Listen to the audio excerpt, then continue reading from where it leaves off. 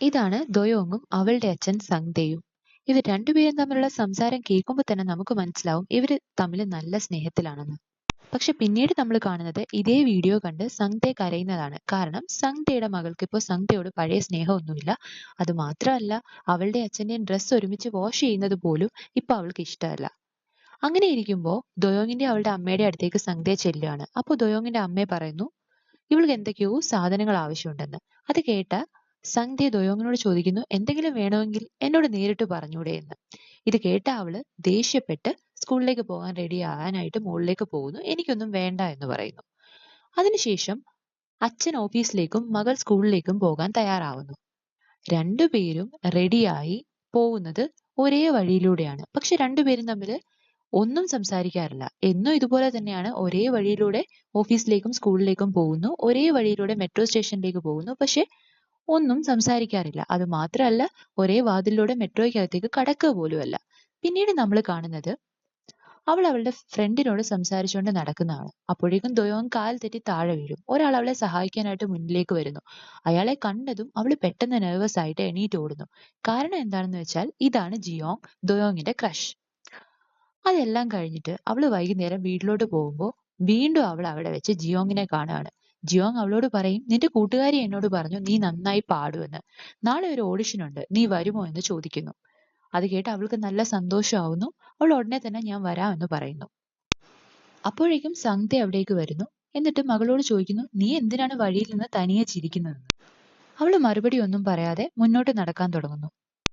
അപ്പോഴേക്കും രണ്ടുപേർക്കും ദൊയോങ്ങിന്റെ അമ്മയുടെ മെസ്സേജ് വരുന്നു. ദൊയോങ്ങിന്റെ അമ്മയുടെ അച്ഛന് വയ്യാണ്ടിരിക്കുകയാണ്, അവിടേക്ക് വരണമെന്ന്. രണ്ടുപേരും സമയം കളയാതെ ആ വീട്ടിലേക്ക് ചെല്ലുന്നു.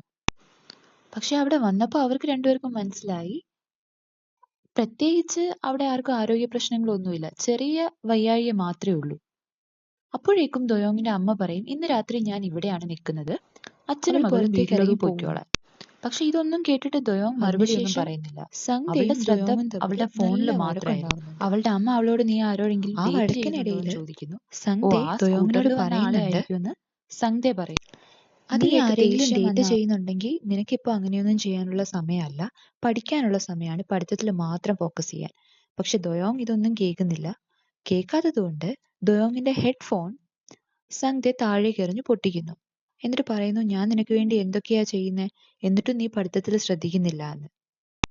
എന്നിട്ട് അവളോട് പറയുന്നു പുറത്തുള്ള ജീവിതം എങ്ങനെയാണെന്ന് നിനക്ക് ഒരു ഐഡിയ ഇല്ല, ഒരു ദിവസം നീ എന്റെ ജീവിതം ജീവിച്ചാലേ നിനക്കത് മനസ്സിലാവുള്ളൂ എന്ന് പറയുന്നു.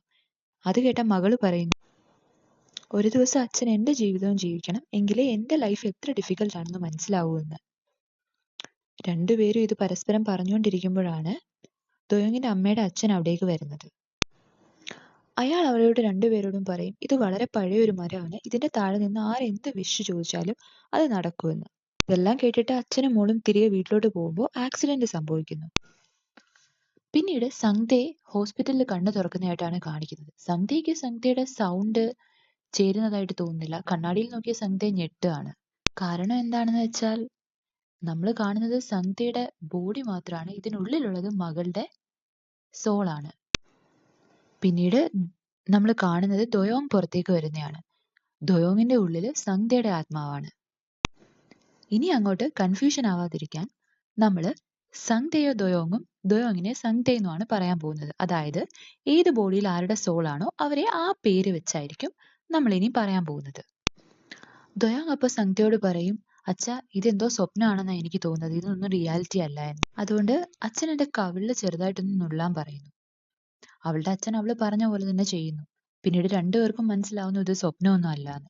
അതിനുശേഷം ദൊയോങ് പറയുന്നു നമുക്ക് ഏതെങ്കിലും ഡോക്ടറിനോട് ഇതിനെപ്പറ്റി സംസാരിച്ചോ എന്ന്. സങ്തേ പറയാണ് ഒരു ഡോക്ടറിനെ കണ്ടിട്ടും കാര്യമില്ല, ഒരു ഡോക്ടറും നമ്മൾ പറയുന്നൊന്നും വിശ്വസിക്കില്ല എന്ന്. പിന്നീട് അവർ രണ്ടുപേരും ഒരു ടാക്സി വിളിച്ച് എങ്ങോട്ടോ പോകുന്നു. സങ്തേ മറന്നു പോവാണ് ഞാനിപ്പോ മോളുടെ ബോഡിയിലാണ് ഉള്ളതെന്ന്. അവൾ ആ ടാക്സിക്കാരിൽ ബിഹേവ് ചെയ്യുന്നത് മുഴുവൻ ഒരച്ഛനെ പോലെയാണ്. അച്ഛൻ ബിഹേവ് ചെയ്യുന്നത് മകളെ പോലെയും. ഇത് കണ്ട ക്യാബ് ഡ്രൈവറിന് എന്തൊക്കെയോ പന്തികേട് തോന്നുന്നു. ദൊയോങ്ങിന്റെ ബോഡിയിലുള്ള സങ്തയെ ക്യാബ് ഡ്രൈവറിനോട് പറയാണ് കാറിന്റെ ഉള്ളിൽ സ്മോക്ക് എന്തിനാ ചെയ്യുന്നത്, ഒരു ചെറിയ കുട്ടി നമ്മുടെ കൂടെ ഉള്ളതല്ലേന്ന്. ഇതൊക്കെ കേട്ട് അയാൾക്ക് വളരെ കൺഫ്യൂഷൻ ആവും. കൺഫ്യൂഷൻ തീരുന്നത് അവർ രണ്ടുപേരും മെന്റൽ ഹോസ്പിറ്റലിന്റെ ഫ്രണ്ടിൽ ഇറങ്ങുമ്പോഴാണ്. രണ്ടുപേർക്കും വട്ടാണെന്ന് വിചാരിച്ച് സമാധാനിച്ചു. പിന്നീട് അവർ ഡോക്ടറിനെ കാണുകയാണ്. ഈ ഡോക്ടർ സന്ധ്യയുടെ കൂട്ടുകാരനാണ്. ഇത് കേട്ട അയാള് സന്ധ്യയുടെ ബോഡിയിലുള്ള ദൊയോങ്ങിനെ നോക്കിയിട്ട് പറയും, നീ നിന്റെ മോളെയും കൊണ്ട് എന്നെ പ്രാങ്ക് ചെയ്യാൻ വന്നതാണോ എന്ന്. എന്നിട്ട് ഒരു നഴ്സിനോട് പറഞ്ഞ് മകളെ വെളിയിലാക്കുന്നു. പിന്നീട് വിശ്വാസം വരുത്താൻ വേണ്ടി മകളുടെ ശരീരത്തിലുള്ള സന്ധ്യയെ അവർക്ക് മാത്രം അറിയാവുന്ന കുറെ സീക്രട്സ് ഒക്കെ പറഞ്ഞു കൊടുക്കുന്നു. പഴയ മെമ്മറീസ് ഒക്കെ ഷെയർ ചെയ്യുന്നു. പക്ഷെ ഇതൊന്നും കേട്ടിട്ടും ആ ഡോക്ടറിന് വിശ്വാസം വന്നില്ല. പിന്നെ മകളെ വലിച്ചു പുറത്തേക്ക് കൊണ്ടുപോകുന്നതിന്റെ ഇടയ്ക്ക് അവളുടെ ബോഡിയിലുള്ള സന്ധ്യയെ ചോദിക്കുകയാണ്, നിനക്ക് ആ 20 വർഷം പഴയ കഥ, ആ ഗോൾഡ് ഡിഗർ ഗേളിനെ ഓർമ്മയുണ്ട്? അവളുടെ സത്യം എന്താണെന്ന് ഞാനാ നിനക്ക് കണ്ടുപിടിച്ചു തന്നത്. അത് മാത്രമല്ല, നേഴ്സിനെ ചൂണ്ടിക്കാണിച്ചിട്ട് പറയും, നീ എന്നോട് പറഞ്ഞിരുന്നു ഈ സ്ഥലം നീ പുതിയതാക്കുമ്പോൾ ഈ നേഴ്സിനെ ഇവിടുന്ന് പുറത്താക്കുമെന്ന്. ഇത് കേട്ട ഡോക്ടർ സന്ധ്യയുടെ ബോഡിയിലുള്ള ദൊയോങ്ങിനെ നോക്കി പറയാണ്, നീ അപ്പൊ ഇതെല്ലാം നിന്റെ മോളോടും പറഞ്ഞു കൊടുക്കുന്നുണ്ടായിരുന്നല്ലേ? എന്നിട്ട് ഫ്രണ്ടായ സന്ധ്യയെ അടിക്കാൻ പോകും. അപ്പോഴേക്കും ദൊയോങ്ങിന്റെ ബോഡിയിലുള്ള സന്ധ്യ വന്നിട്ട് പറയും, നീ എന്തിനാ എന്റെ മോളെ അടിക്കുന്നതെന്ന് പറഞ്ഞ് തടയാൻ ചെല്ലും. പിന്നീട് രണ്ടുപേരും ഒരു ഷോപ്പിലേക്ക് വരുന്നു. സന്ധ്യ അവിടുന്ന് ഒരു ഡ്രിങ്ക് എടുത്തിട്ട് എനിക്ക് വേണമെന്ന് പറയുന്നു. അപ്പോൾ ഷോപ്പിന്റെ ഓണർ പറയും, നീ മൈനറാണ്, നിനക്കിത് തരാൻ പറ്റില്ല എന്ന്. അപ്പോൾ സന്ധ്യ ദൊയോങ്ങിനോട് പറയും, നീ എനിക്ക് ഈ ഡ്രിങ്ക് വാങ്ങിത്താന്ന്. അത് കേട്ട ദൊയോങ് പറയും, അച്ഛൻ ഇപ്പൊ എന്റെ ബോഡിയിലാ ഉള്ളത്, അതുകൊണ്ട് ഡ്രിങ്ക്സ് ഒന്നും കുടിക്കാൻ പറ്റില്ല എന്ന്. അത് കേട്ട ഷോപ്പ് ഓണർ ഞെട്ടി രണ്ടുപേരെയും നോക്കും. ഇത്രയും വലിയ ഈ മനുഷ്യൻ ഈ കുട്ടിയെ എന്തിനാ ഡാഡ് എന്ന് വിളിക്കുന്നതെന്ന്. അവർ അയാളോട് കാര്യങ്ങൾ എക്സ്പ്ലെയിൻ ചെയ്യാൻ തുടങ്ങും. പക്ഷെ അവർക്ക് രണ്ടുപേർക്കും വട്ടാണെന്ന് കരുതുകയാണ് ഷോപ്പ് ഓണർ. അങ്ങനെ ഷോപ്പ് ഓണറും അവരും തമ്മിൽ ചെറുതായിട്ട് വഴക്ക് തുടങ്ങുമ്പോഴത്തേക്ക് അയാളുടെ വൈഫ് അയാളെ വിളിച്ചുകൊണ്ട് അവിടുന്ന് പോവാണ്. അപ്പോഴാണ് അവർ രണ്ടുപേരും കൂടി സംസാരിച്ചൊരു തീരുമാനം എടുക്കുന്നത്, ഇതൊരിക്കലും ദൊയോങ്ങിന്റെ അമ്മ അറിയാൻ പാടില്ല, അമ്മയിൽ നിന്ന് നമുക്കിത് ഒളിപ്പിച്ചു വെക്കണമെന്ന്. ദൊയോങ്ങിന്റെ അമ്മ അപ്പൊ ശ്രദ്ധിക്കുകയാണ്, മകള് പതിവിലും കൂടുതൽ ആഹാരം കഴിക്കുന്നുണ്ട്, ഇവൾ എന്നു മുതൽ ഇത്രയും ആഹാരം കഴിക്കാൻ തുടങ്ങിയതെന്ന്. അത് കഴിഞ്ഞിട്ട് അവളുടെ അമ്മ ബിയർ ഗ്ലാസ്സിലോട്ട് ഒഴിക്കുവാണ്. അത് കണ്ട സന്ധ്യയുടെ വായിൽ വെള്ളം വരുന്നു. പക്ഷേ ഇപ്പൊ ദൊയോങ്ങിന്റെ ബോഡിയിലായതുകൊണ്ട് ആ ബിയർ കുടിക്കണ്ടെന്ന് സന്ധ്യയും വിചാരിക്കുന്നു. അങ്ങനെ ദൊയോങ്ങിന്, അതായത് സന്ധ്യയുടെ ബോഡിയിലുള്ള ദൊയോങ്ങിന് അവളുടെ അമ്മ ബിയർ കൊടുക്കുന്നു. ആ ബിയർ പെട്ടെന്ന് അവളുടെ കയ്യിൽ നിന്ന് വാങ്ങിയിട്ട് അവളുടെ അച്ഛൻ മാറ്റി വെക്കുന്നു. എന്നിട്ട് എന്തൊക്കെയോ കള്ളങ്ങളൊക്കെ പറഞ്ഞ് ആ ബിയർ കുടിക്കാതെ നീക്കി വെക്കുന്നു. ഇത് കണ്ട ദൊയോങ്ങിന്റെ അമ്മയ്ക്ക് എന്തൊക്കെയോ സംശയങ്ങൾ തോന്നുകയാണ്. എന്തൊക്കെയോ ഇവർ എൻ്റെ അടുത്ത് നിന്ന് ഒളിപ്പിക്കുന്നുണ്ട്, അല്ലെങ്കിൽ പിന്നെ ഇത്രയും സംസാരിക്കേണ്ട ആവശ്യം എന്താണെന്ന്.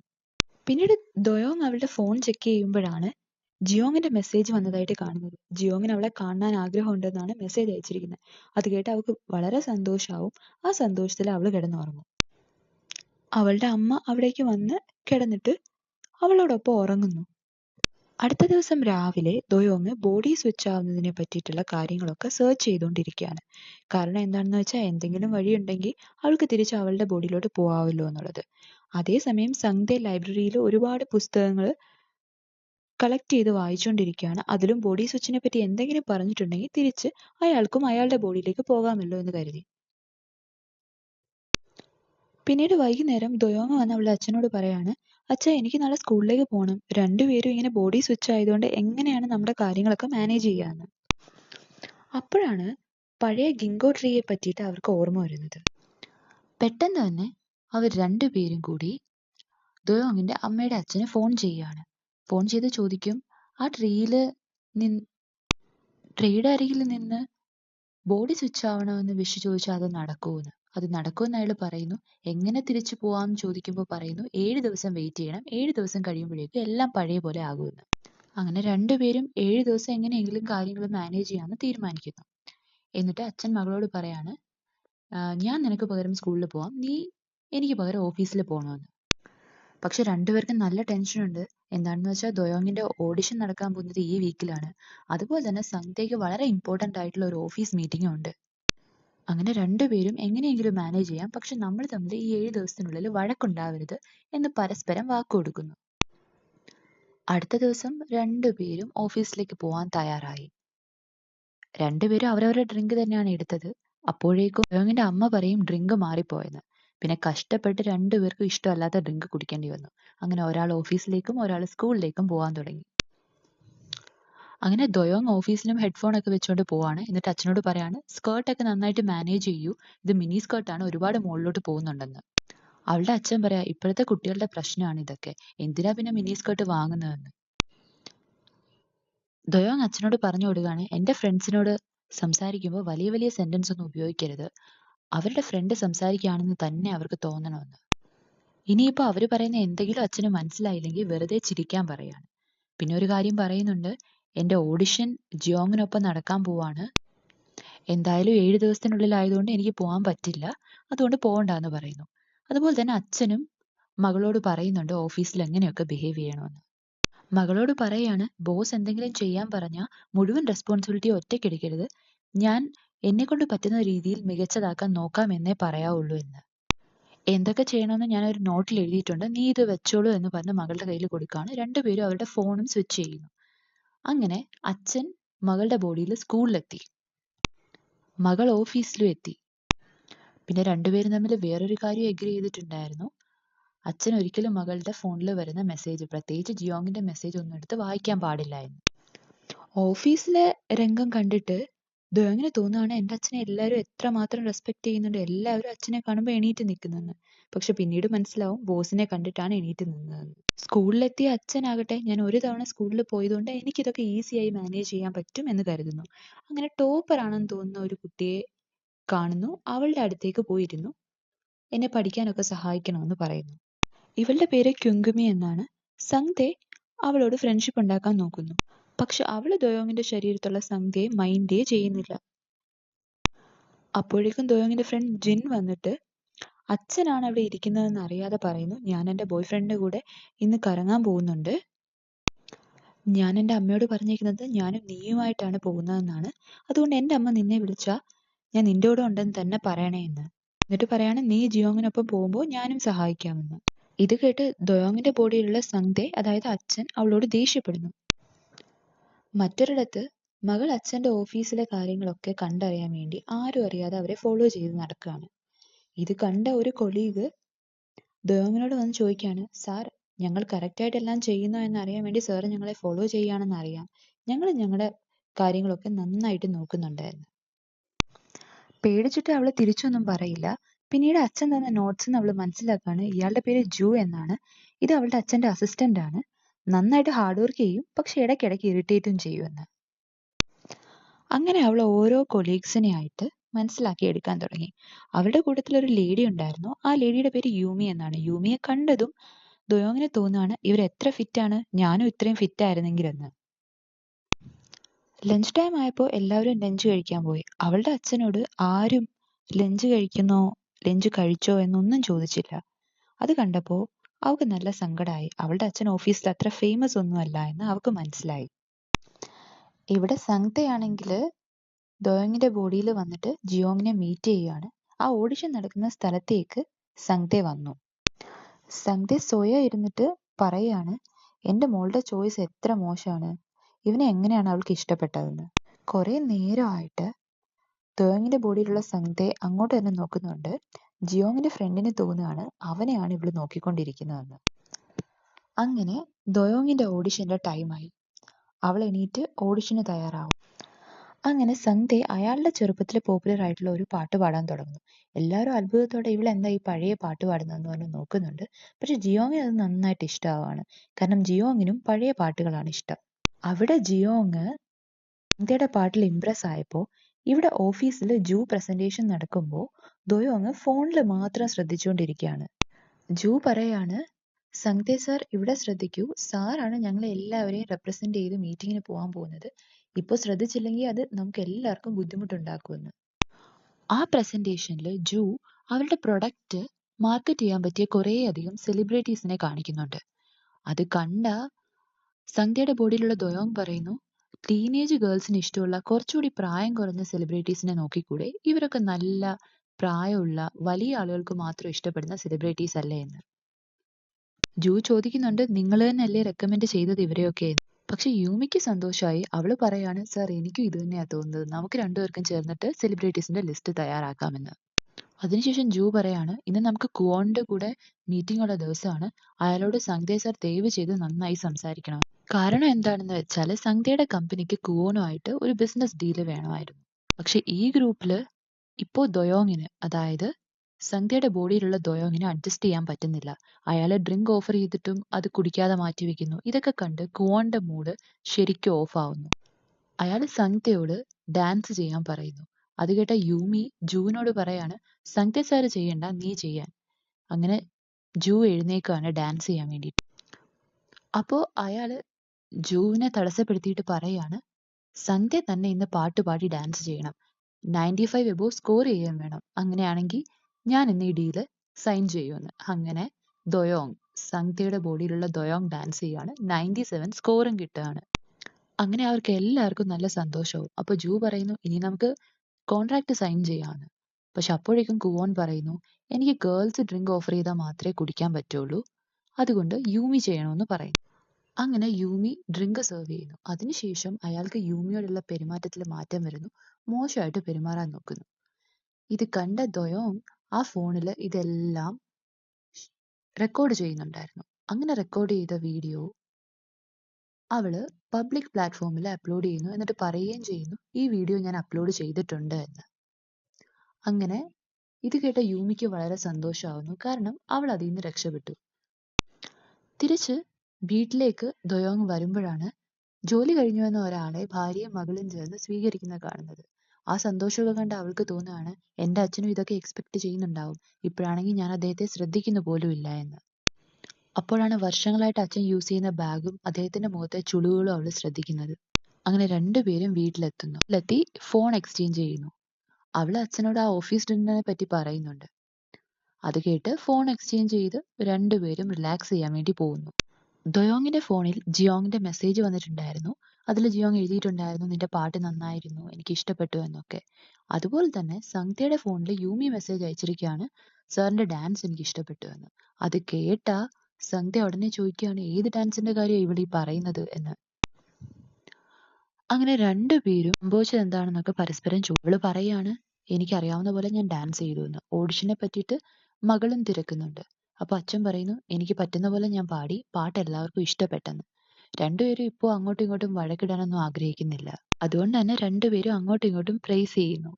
അടുത്ത ദിവസം സന്ധ്യ സ്കൂളിലോട്ട് വളരെ കഷ്ടപ്പെട്ട് മിനി സ്കേർട്ട് ഇട്ട് പോയപ്പോഴാണ് ഒരു ഷോപ്പിൽ ഒരു പാന്റ് കണ്ടത്. അത് ഇഷ്ടപ്പെട്ട് അയാൾ അത് വാങ്ങി. അത് ജിയോങ്ങും കണ്ടു. എല്ലാവരും അവളെ തന്നെ നോക്കുന്നുണ്ടായിരുന്നു. ജിയോങ്ങിന് ആ ഔട്ട്ഫിറ്റ് നന്നായിട്ട് ഇഷ്ടപ്പെടുകയും ചെയ്തു. പിന്നെ ഓഫീസിലാണെങ്കിൽ ദയോങ് പാട്ടൊക്കെ പാടി ഷോപ്പിംഗ് ഒക്കെ ചെയ്ത് മൊത്തത്തിലൊരു ഗേളി ബിഹേവിയറുമായിട്ടാണ് നടന്നുകൊണ്ടിരിക്കുന്നത്. ഓഫീസിലേക്ക് വന്ന ദയോങ്ങിന്റെ അടുത്ത് ജൂ പറയാണ്, ജനറൽ മാനേജർ നിങ്ങളെ വിളിക്കുന്നുണ്ട് എന്ന്. എന്തിനാണെന്ന് വെച്ചാൽ ആ വീഡിയോ എന്തിനാണ് അപ്ലോഡ് ചെയ്തതെന്ന് ചോദിക്കാൻ വേണ്ടിയിട്ട്. ആ വഴക്കിനിടയിൽ ദയോങ് പറയാണ്, എന്റെ കൊളീഗിനെ ആരെങ്കിലും ഹരാസ് ചെയ്താൽ ഞാൻ ഇങ്ങനെ തന്നെ ചെയ്യുമെന്ന്. പക്ഷെ ഇതൊന്നും ജനറൽ മാനേജർ കേൾക്കുന്നില്ല. അപ്പോഴാണ് സന്ധ്യയ്ക്ക് സ്കൂൾ ടോപ്പറിന്റെ അടുത്തുനിന്ന് മനസ്സിലാവുന്നത് നാളെ എക്സാം സ്റ്റാർട്ട് ആവുക എന്നുള്ളത്. അതിനുശേഷം അവരുടെ ക്ലാസ്സിൽ ടീച്ചർ വന്ന് എന്തൊക്കെയോ പഠിപ്പിക്കാൻ തുടങ്ങി. പക്ഷെ അതൊന്നും സന്ധ്യയ്ക്ക് മനസ്സിലാവുന്നുണ്ടായിരുന്നില്ല. അങ്ങനെ സന്ധ്യ തീരുമാനിക്കുന്നു, ഈ ടോപ്പറിന് എന്തെങ്കിലുമൊക്കെ കൊടുത്ത് അവളെ എൻ്റെ കൂടെ പഠിക്കാൻ വിളിച്ചു കഴിഞ്ഞാൽ ഒരു പക്ഷെ എനിക്ക് സ്കോർ ചെയ്യാൻ പറ്റുമായിരുന്നു. അതിനുവേണ്ടി നെയിൽ പോളിഷും മണിയും ഒക്കെ കൊടുക്കുന്നുണ്ട്. പക്ഷെ അതൊന്നും ടോപ്പറിന് വേണ്ട. അവള് പിന്നെയും പിന്നെയും ഞാൻ വരില്ല വരില്ല എന്ന് തന്നെയാണ് പറയുന്നത്. വീണ്ടും വീണ്ടും സന്ധ്യ റിക്വസ്റ്റ് ചെയ്തുകൊണ്ടേയിരിക്കും. അങ്ങനെ ടോപ്പർ പറയുന്നത് കേൾക്കുന്നുണ്ട്. മറ്റൊരിടത്താണെങ്കിൽ യൂമി ദൊയോങ്ങിനെ കൊണ്ട് ഒരു സ്ഥലത്തേക്ക് വന്നിരിക്കുകയാണ്. എന്നിട്ട് ഡ്രിങ്ക്സ് ഒക്കെ ഓഫർ ചെയ്യുന്നു. ഡ്രിങ്ക്സ് കുടിക്കാൻ താല്പര്യമില്ലെങ്കിലും ആ സ്ഥലം അവൾക്ക് നന്നായിട്ട് ഇഷ്ടപ്പെടുന്നു. എന്നിട്ട് അവള് യൂമിയുടെ നെയിൽ പെയിന്റിനെ പറ്റിയിട്ട് സംസാരിക്കുന്നുണ്ട്. പിന്നെ കാണുന്നത് വീട്ടിലെ സന്ധ്യ മകളുടെ ക്ലാസ്സിലെ ടോപ്പർ എന്ന് കരുതുന്ന കുട്ടിയെയും അവളുടെ ഫ്രണ്ടിനെയും കൂടി വിളിച്ച് പഠിക്കാൻ തുടങ്ങുന്നതാണ്. അപ്പോഴേക്കും ജിങ്ങിന്റെ ഫോണിൽ അവളുടെ അച്ഛന്റെ കുറെ മെസ്സേജുകൾ വരുന്നു. അപ്പൊ ഉടനെ ജിങ് പറയും, ഈ അച്ഛൻ എന്തിനാ എപ്പോഴും ഇങ്ങനെ മെസ്സേജ് അയച്ച് എന്നെ ഡിസ്റ്റർബ് ചെയ്യുന്നത്, എനിക്ക് പഠിക്കാൻ പോലും പറ്റുന്നില്ല എന്ന്. ഇത് കേട്ട സന്ധ്യ പറയുന്നു, നിന്റെ അച്ഛന് പുറത്തെ ലോകം എങ്ങനെയാണെന്ന് അറിയാം, നിനക്കത് അറിയില്ല. അച്ഛന് നിന്നെപ്പറ്റി ചിന്തയുള്ളതുകൊണ്ടാണ് അച്ഛൻ മെസ്സേജ് അയക്കുന്നതെന്ന്. അപ്പോഴേക്കും ടോപ്പർ ആണെന്ന് കരുതുന്ന കുട്ടി പറയുന്നു, എന്റെ വീട്ടിലുള്ളവർക്ക് ഇപ്പൊ എന്നെപ്പറ്റി ആലോചിക്കാൻ പോലും സമയം കാണില്ല എന്ന്. സന്ധ്യ പറയുന്നു, നിന്നെപ്പോലെ ഒരു മകൾ എനിക്കുണ്ടായിരുന്നെങ്കിൽ ഞാനും കൂടുതലായി ഒന്നും ചിന്തിക്കാൻ പോകുന്നില്ല എന്ന്. നീ നല്ല കുട്ടിയാണെന്ന് പറയുന്നു. അവള് പറയുന്നു, അതുകൊണ്ടല്ല, അവർക്ക് ശരിക്കും എന്നെപ്പറ്റി ചിന്തയില്ലാത്തത് കൊണ്ടാണെന്ന്. പഠിച്ചില്ലെങ്കിലും മകള് മകളല്ലേ എന്നൊക്കെ അവള് പറയുന്നുണ്ട്. അപ്പോഴേക്കും ദൊയോങ് കുറെ ഷോപ്പിംഗ് ഒക്കെ കഴിഞ്ഞ് വരുന്നുണ്ടായിരുന്നു.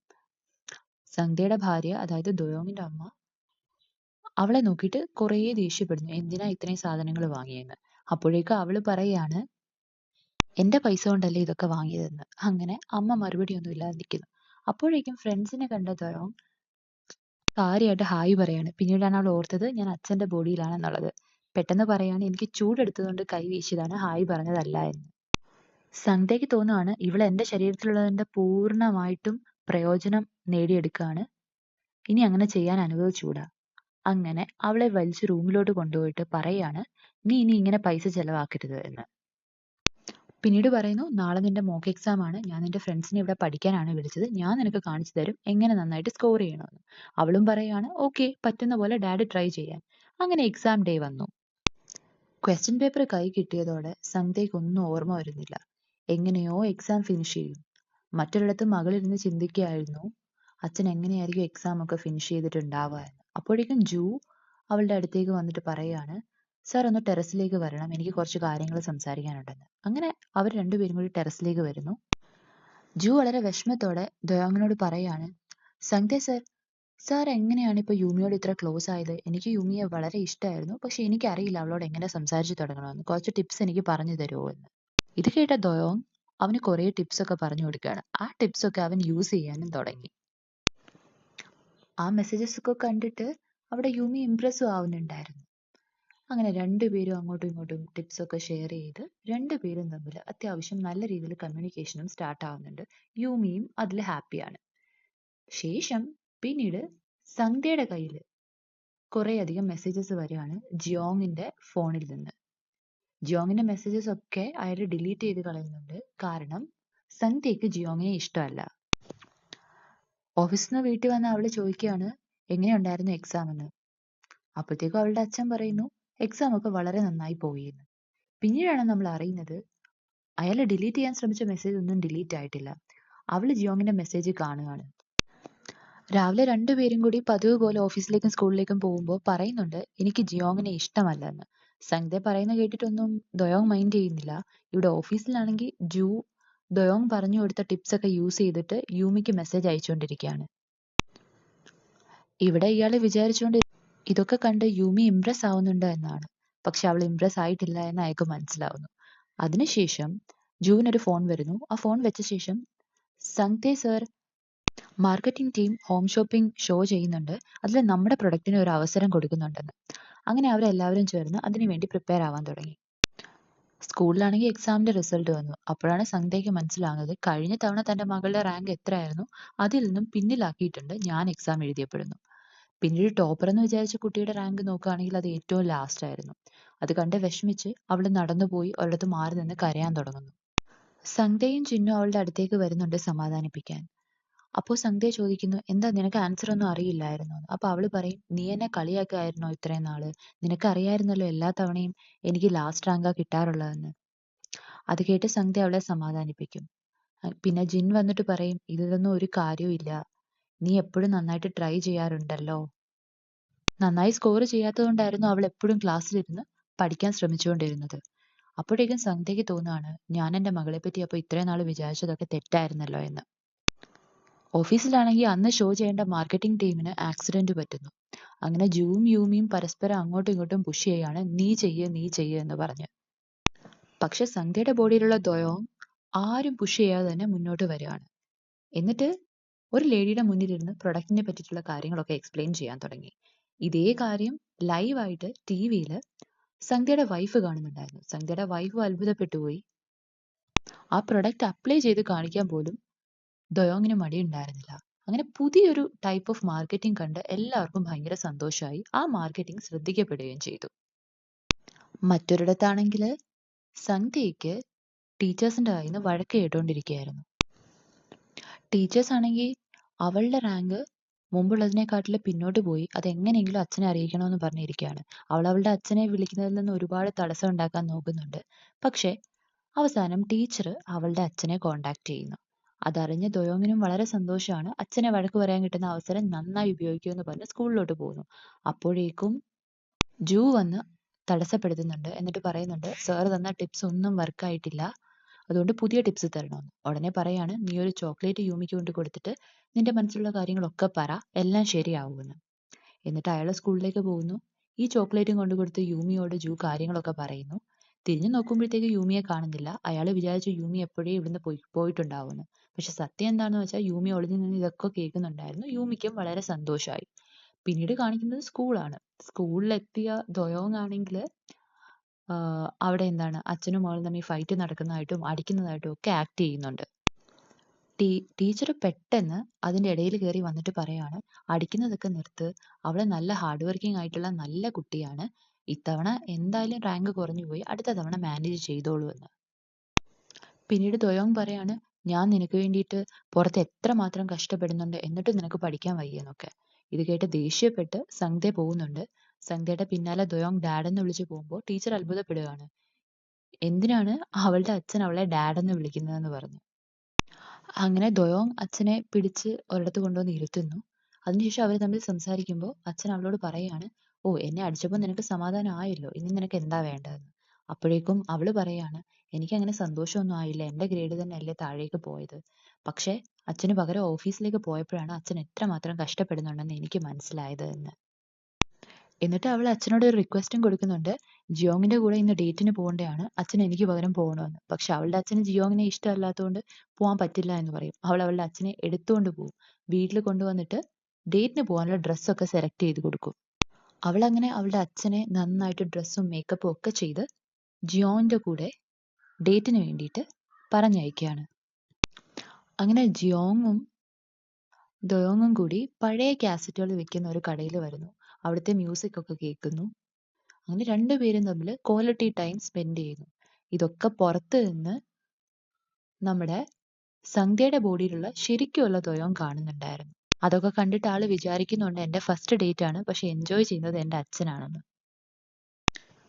അത് കഴിഞ്ഞ് തിരികെ പോകാൻ നേരം ക്ഷീണിച്ച സന്ധ്യയെ ജിയോങ്ങിന്റെ തോളില് തല വെച്ച് കിടന്ന് ഉറങ്ങുന്നു. ഒക്കെ കണ്ട് ദൊയോങ്ങിന് നല്ല വിഷമമുണ്ട്. ഈ സമയത്ത് ഞാൻ ആ ബോഡിയിൽ ഉണ്ടായിരുന്നെങ്കിലെന്ന് അവള് ചിന്തിക്കാൻ തുടങ്ങി. അതിനുശേഷം പോവാൻ നേരം ഇപ്പൊ പോണ്ട എന്ന് പറഞ്ഞ് സന്ധ്യയെ ജിയോങ് തടയുന്നുണ്ട്. കണ്ട് അവൾ ഓടി വന്നിട്ട് അവരെ തമ്മിൽ അകറ്റി മാറ്റുന്നു. എന്നിട്ട് ജിയോങ്ങിന്റെ കൈ പിടിക്കുന്നു. എന്നിട്ട് ഞാൻ ഇവളുടെ അച്ഛനാണ് എന്ന് പറഞ്ഞ് ഇൻട്രൊഡ്യൂസ് ചെയ്യുന്നു. അതിനുശേഷം 3 പേരും കൂടി ഒരുമിച്ചാണ് മുന്നോട്ട് നടക്കുന്നത്.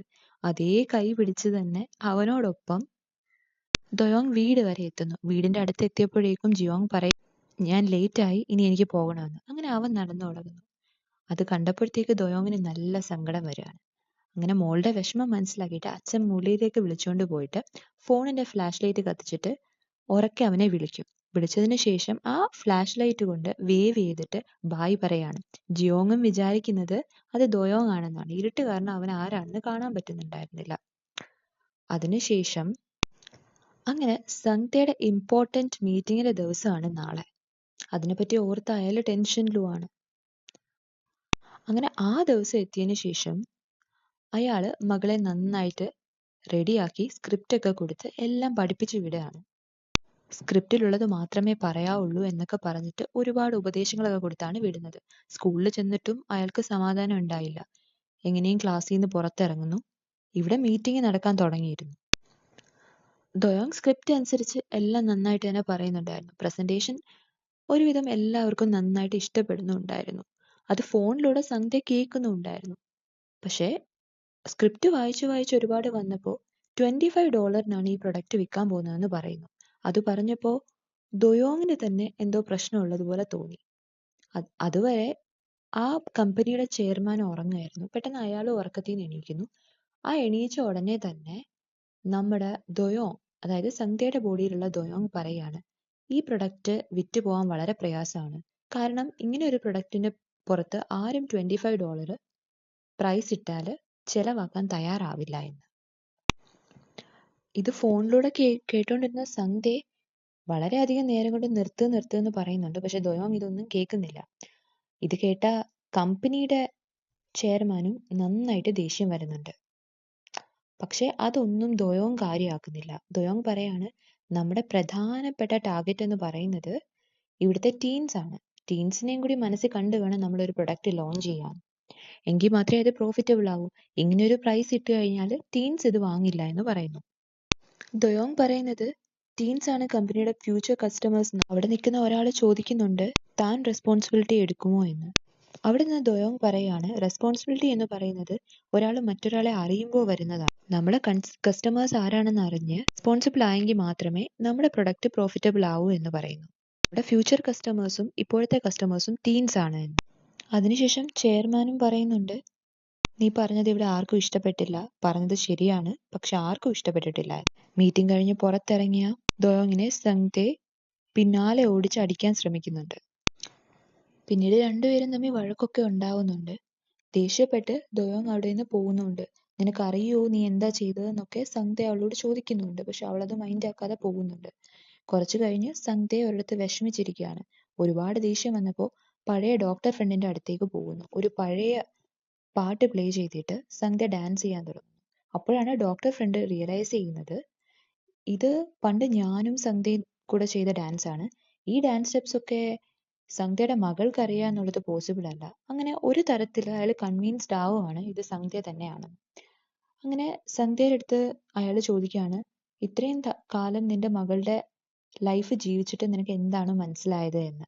അപ്പൊ അയാൾ പറയുകയാണ്, ഹൈസ്കൂൾസ് എക്സാം ഒക്കെ ഇപ്പൊ നല്ല ടഫാണ്, ടീനേജേഴ്സിന്റെ ലൈഫും അത്യാവശ്യം ജീവിക്കാൻ നല്ല ഡിഫിക്കൽട്ടാണ്, നമ്മൾ പഠിച്ച ടൈം പോലെയൊന്നും അല്ല എന്നൊക്കെ. ഇത്രയും കാലം അവളുടെ വിഷമങ്ങളൊന്നും മനസ്സിലാക്കാൻ എനിക്കും കഴിഞ്ഞിട്ടില്ല എന്ന് തോന്നുന്നു എന്ന് പറയുന്നു. അങ്ങനെ അയാൾ വിഷമിച്ച് വീട്ടിലേക്ക് തിരിച്ചു വരികയാണ്. വന്ന് മകളുടെ ഡോറിന്റെ മുന്നിൽ വന്ന് അവളെ വിളിച്ചാലോ എന്നൊക്കെ ആലോചിക്കുന്നുണ്ട്. പക്ഷെ വിളിക്കാനുള്ള ധൈര്യം ഇല്ലാത്തതുകൊണ്ട് അയാൾ കുറച്ചു നേരം അവിടെ തന്നെ ഇരിക്കുന്നു. മകളും അകത്ത് വിഷമിച്ച് തന്നെ ഇരിക്കുകയാണ്. അടുത്ത ദിവസം രാവിലെ ആവുന്നു. പിറ്റേ ദിവസം ഉറക്കം എണീക്കുന്നത് തന്നെ ജൂവിന്റെ കോള് കേട്ടുകൊണ്ടാണ്. ദോയോങ് വേഗത്തിൽ റെഡിയായി പോകുന്ന വഴിക്ക് ഫോൺ അവിടെ കളഞ്ഞിട്ടാണ് പോകുന്നത്. ആ ഫോണ് സംഗ്തയ്ക്ക് കിട്ടുന്നുണ്ട്. സംഗ്ത വളരെ ദേഷ്യത്തില് സംഗ്ത ഒരു ബേസ്ബോൾ ഫീൽഡിൽ ടൈം സ്പെൻഡ് ചെയ്തുകൊണ്ടിരുന്നപ്പോഴാണ് ഒരു കോള് വരുന്നത്. ആ കോളിലൂടെ സംഗ്ത അറിയാണ് സംഗ്തയെയും സംഗ്തയുടെ ടീമിനെയും കമ്പനിയിൽ നിന്ന് പുറത്താക്കിയെന്ന്. പെട്ടെന്നൊരു സൈക്കിൾ എടുത്ത് സംഗ്ത കമ്പനിയിലേക്ക് പോവുകയാണ്. ദോയോങ് ഓൾറെഡി മുൻപ് തന്നെ അവിടെ എത്തിയിട്ടുണ്ട്. മാനേജിംഗ് ഡയറക്ടറിനോടൊക്കെ ദോയോങ് റിക്വസ്റ്റ് ചെയ്യുന്നുണ്ട് എന്നെ എൻ്റെ ടീമിനെയും പുറത്താക്കരുതെന്ന്. പക്ഷെ അയാൾ പറയുന്നുണ്ട്, ഇന്നലെ എന്തൊക്കെയോ വലിയ വലിയ കാര്യങ്ങളൊക്കെ പറയുന്നത് കേട്ടല്ലോ, ഇപ്പൊ അതൊക്കെ എവിടെ പോയി എന്ന് ചോദിക്കുന്നു. അയാളുടെ കാറിന്റെ പിന്നാലെ ഓടി ഒരുപാട് തവണ റിക്വസ്റ്റ് ചെയ്യുന്നുണ്ട്. അപ്പോഴേക്കും സംഗ്തയെ സൈക്കിൾ ചവിട്ടി വരുന്നത് കാണുന്നുണ്ട്. ആ സൈക്കിൾ അയാളുടെ കാറിലിടിച്ച് സംഗ്തയ്ക്ക് ആക്സിഡന്റ് പറ്റുന്നു.